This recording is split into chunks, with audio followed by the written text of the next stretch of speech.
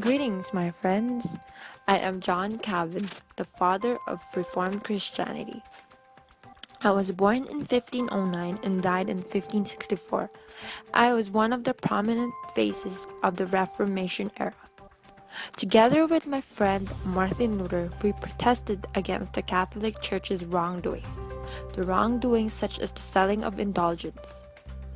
The selling of indulgence was a Catholic practice wherein people pay money in order to be forgiven or have their time in the purgatory lessened. I was also the founder of Calvinism, in which we believe the sovereignty of God and reject the idea of human free will, unlike other Protestant beliefs. Calvinism spread throughout Scotland, England, France, and Switzerland, while Lutheran spread in Germany. I'm Thomas Jefferson. I lived on Earth from 1743 to 1826. Not to brag, but I was the founding father of America, the author of the American Declaration of Independence, the nation's first Secretary of State, then second Vice President, and the third President.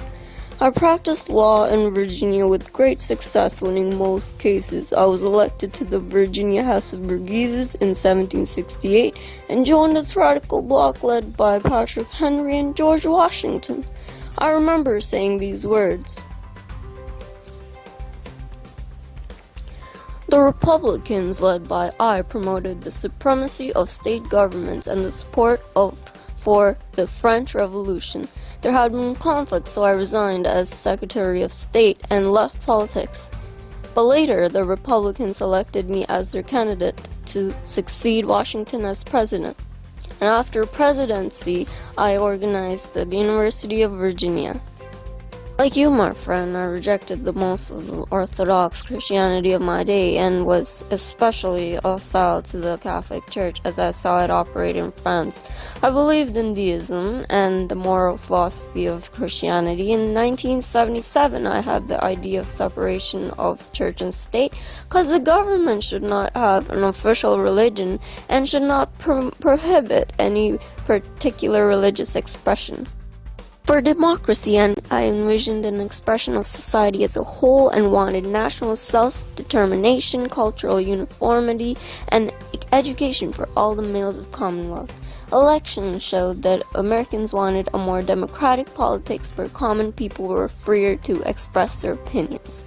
My campaign slogan was Jefferson and Liberty.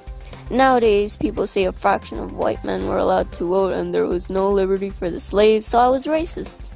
As I did write about the black people's innate inferiority to whites and Native Americans, I achieved my goals to make government smaller, lower the taxes, shrink the military, and America became an empire of liberty and not a centralized English-style state. The national debt lowered from 80 to 57 million in my first 2 years in office. But no Navy was tough, especially because ships and Marine were needed to fight the pirates who kept capturing our ships in the Mediterranean and enslaving their crews.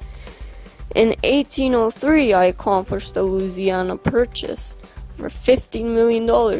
I increased the size of America because Federalists complained. From doubling the size of America, there would be enough land for every white man to own their small farm, and Americans shall remain independent and virtuous.